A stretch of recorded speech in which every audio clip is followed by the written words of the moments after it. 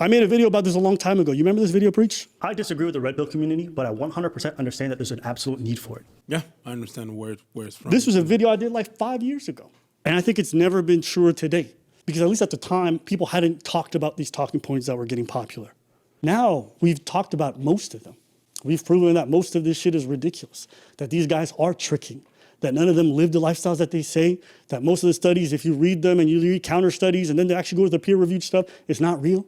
We've done that. And it comes back to the point I made back then, which is folks feel alone, lost, and these are the people that are talking to them. And it's the only people that are talking to these men. So they will do whatever to defend their internet fathers. And I don't mean that to be belittling. People are looking for mentorship and guidance, and that's where they're going. A ton of myths.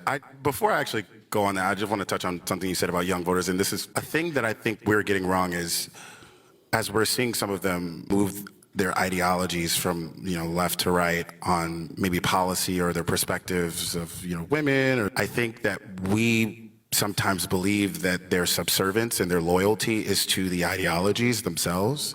Everything we see in focus groups tells me that their loyalty is not to the ideologies. Their loyalties are to the space that those ideologies provide for them online, the community that comes. The ideologies are just payment into rooms where there's friends. And so we work to debunk the ideologies, but they don't really, once they've paid for the space, they have something more important than the ideologies. They have community. And we're bad at creating community for young men on the left. We had a very particular idea of what we did not want masculinity to look like. We talked about it a lot, but we didn't create a horizon, a destination for positive aspirational masculinity. And we left a lot of room for some of the worst actors to speak to young men about what it means to be a man. And so I think that that's been a big failing that has allowed a lot of our young men, and young black men for that matter, to kind of be enticed by some really sadistic perspective. He said it much more eloquently than me. So basically, go ahead. The left, he's saying that the left is just telling a bunch of, we don't want this, we don't want that, we don't want that, we don't want that, and then they don't allow space for the rest. Like, for example, in the school, there's a lot of rules. There's a lot of rules of things that you cannot do. There's a lot of, in your class, right? In your class, you have to raise your hand if you want to talk. You have to wait your turn. But then they give recess, which is going to be a space for you to be able to run free and then do your things, right?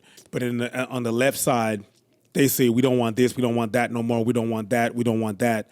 Okay, but then what? There's no space for them to just be or to even able to express. Because if they express, then they're bad. Mm-hmm. And if they express, they're going to be often demonized. Is that what you're saying? Is that what he's saying? Yeah, I feel like that's what he's touching on. And I also think this is what we covered in that. But I just want to do a quick little juxtaposition between two things. I learned something about women, is that they are intrinsically, I don't want to use the word lazy, but I will. They have no interest in world conquest. Me and these two chicks, we just start fucking hammering the webcam game. Problem is, another thing I knew, when I talk about what women don't find, that women don't know what men find attractive, earlier on this podcast, everything I said, the webcam company I was running proved that perfectly. In here, I've been there, I'm like, shut the fuck up, you're talking to some dude, he doesn't want to hear where you've been. He knows, you can't be a 10 talking about how you've been to Dubai to some dude in Minnesota who's fat. He ain't gonna ever believe that he's gonna get you that way. Make him think that if he's serious about you, that nothing else matters. Wow. It's like, you know what, fuck it. I'm taking over. So what I did is I unplugged their keyboards and plugged a new one in from me behind the screen. So the chicks would sit there and hit a keyboard that wasn't plugged in.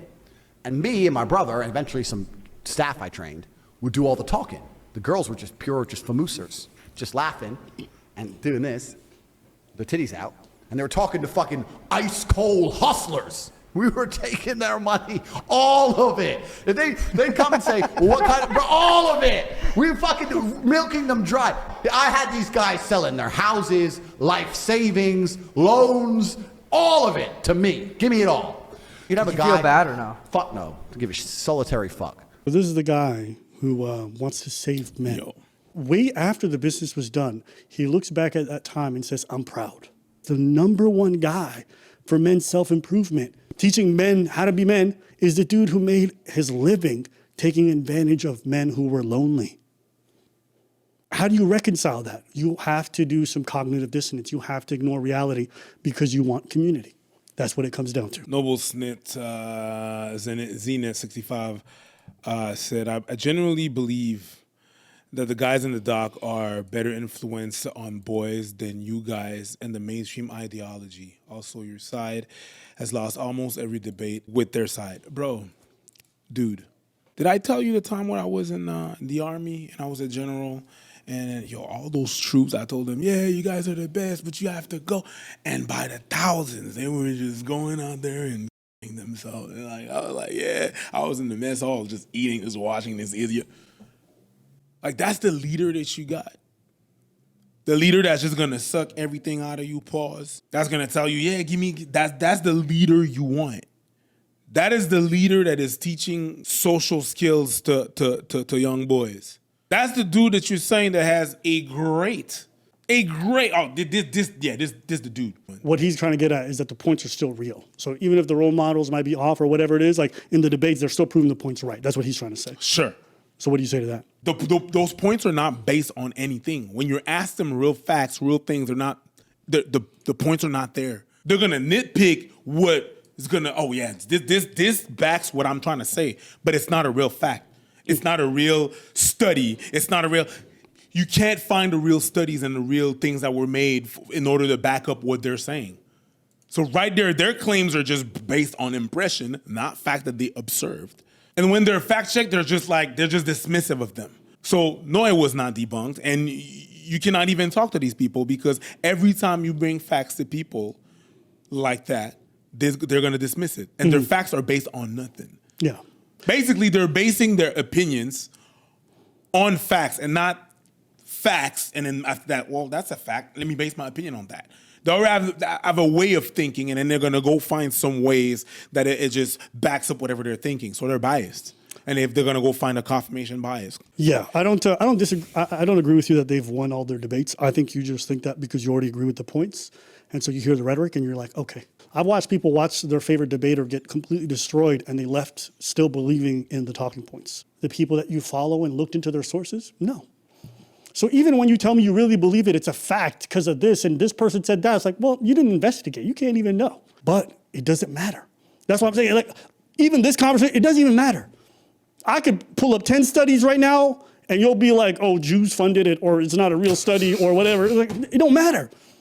Like I've realized that truth and reality don't matter to anybody. I've watched people say stuff like, oh yeah, science is funded by Jews in Israel and all this other stuff. I'm like, okay. And then the next time they talk, they'll be like, you seen this study that proves that men are more fitted to be leaders? I'm like, okay, so studies, when you like them, aren't funded by Jews. But when you don't, it's not real.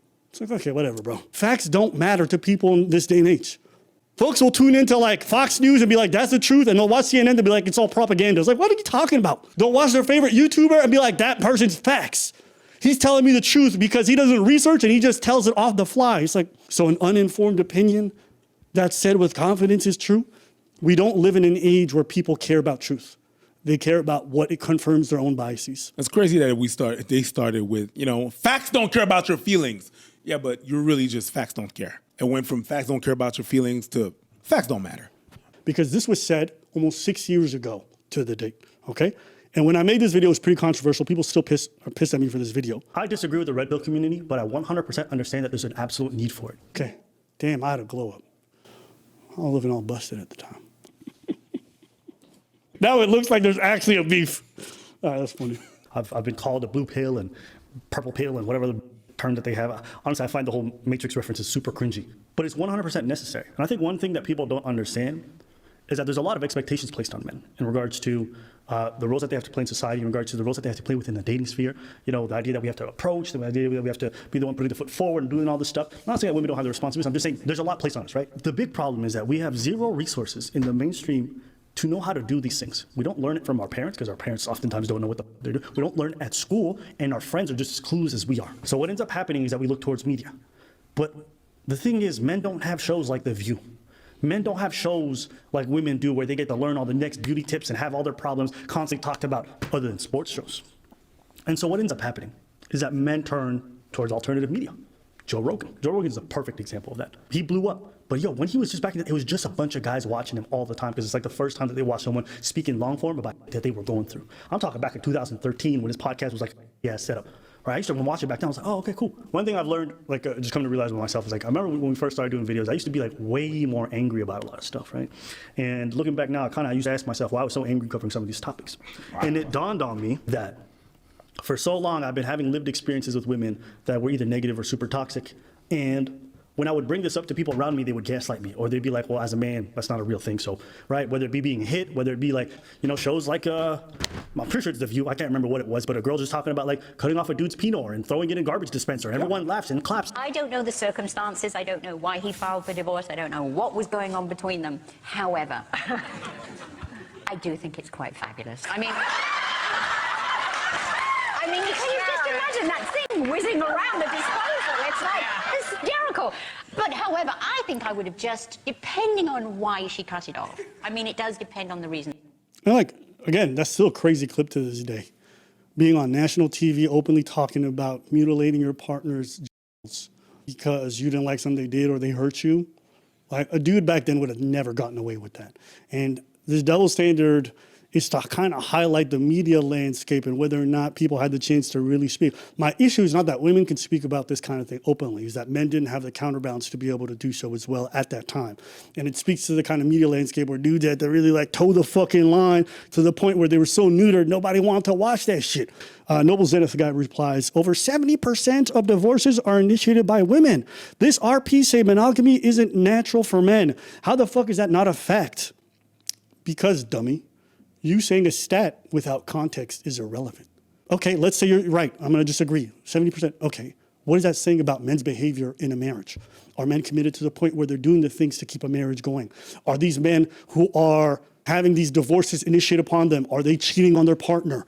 Because we do know that by the numbers, oftentimes cheating is one of the main reasons why people leave. You can't just look at a number like that and say, oh my God, the RP is so facts. Monogamy is not natural for men. Or maybe you guys don't have the discipline in a lot of situations where you mistreat your partners. Maybe another reason why men don't initiate divorce nearly as much is could be men, sometimes they're complacent. If they're comfortable, they're not, even if they're not happy. And women don't accept the same net level. There's a lot of different things that could change that number, but you just saying a stat is the most low IQ behavior because a stat is just an isolated thing. First, you have to peer review it. Then you have to understand the reasons why. You have to look into the motivations. What are the causal factors? This is what I mean when I say the audience doesn't care about truth. You heard a number, it confirms your worldview, and you paid a super chat, and you were dumb enough to repeat it like you said something. People who just repeat studies and then go, boom! Everything is contextual. What I'm saying might be boring. It's not a fucking where you can make a TikTok out of it. But a study should never just be a TikTok. It has to be put into context. It has to be understood into behavioral norms and why we are where we are. If you don't want nuance, then this point you made is perfect. But nuance requires you to examine it all. You're saying that stat and that stat might be true, but if I can obliterate your stat with just one word, which is why is it initiated by women? Like, can I have a breakdown of those 70% of the why did they initiate the divorce? Was it because of the other partner's doing? Was it because of the physical harm? Was it why? Like, there's more to just that number. 70%. Okay. Why? I mean, I could do the same thing. Men take their lives way more. Men are just not meant to be alive. There you go. That's my conclusion. Y'all take your life so much. You guys are so unhappy. Just exit the planet. I could do that too. I could just say a number and then say what it means to me. Yeah, you went nuclear on that shit. You guys yourself 90% more than, okay, then you know what, dude's just not meant to exist. Natural selection. I could do that. That's a stupid way to interpret a stat. I hope if you can take away for anything from this, okay, look at yourself. Look at these numbers. Look at what they mean. What is the context? I'm sorry. It really bothers me, like the lack of effort that people put into you ready to pay? You ready to repeat something fucking stupid? Take your hard-earned money, pay yourself, and research. I got a response for you from Noble Zenit saying the majority of marriages end because of irreconcilable differences. Even if that was because of cheating, that actually would only prove that the RP is right. Just admit you're wrong. Okay, retard, whatever you want. Like, I don't know. What do you want me to say? Like, This is such a stupid conversation. Even if it is because of cheating, RP's right. What, that you guys cheat a lot? Okay, stupid, yeah. You said nothing. I'm so sorry these women have some self-respect and won't stay with a husband who cheats. Oh my God, the RP's so right. Men can't say, or maybe men who cheat need to do better. Do better for their kids, do better for themselves, and not cheat on their women, bring back STDs or kids out of wedlock or whatever it is. The RP talks about nuclear family. What's nuclear about you cheating? Oh, well, the RP's right. No, you're just stupid. And you don't want to take in the idea that you might be wrong. So you sit here and be like, oh, but keep donating, dummy. I'm more than happy to make you keep looking stupid. Thanks for the money. Truly. This man said that shit like what he said was smart. For dudes who are supposed to be leaders, you are some of the biggest loser fanboys who will suck off other men. To do all this stuff, right? I think this goes back to just the main point, which is that there was a void and no one else filled it. And instead of just telling dudes why they're wrong, there was no one to tell you like, okay, these are good examples or these are that. Even the male feminist examples that they would bring up were so fucking dorky and bitch made. I was like, bro, there's a way to have self-respect without being some raging misogynist. But you don't have to be Justin Baldoni where you're like, it's a male feminist. It's like, oh, shut the fuck up. So, there can be a middle ground, and that middle ground can exist. But back then, even that middle ground was seen as wrong.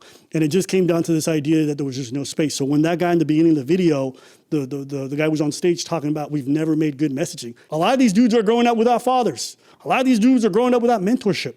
And the red pill is the only one, even though it's full of scammers and liars and a bunch of nonsense, it gives them a sense of community. And that's why dudes will donate 3 times to me to defend that community. It's because they're like, that's my home, don't insult my home. Even though that home is siphoning money out of him, even though that home is gonna destine him to be fucking lonely, it makes him feel like he belongs. And he didn't have that before the red pill. You wanna defend him and you wanna pay to defend it. That's it. But don't do it, dude. Unlike the red pill, I'm not gonna encourage to take your money. True. I'm not gonna be like, yeah, just keep, let's go back and forth. Don't do that.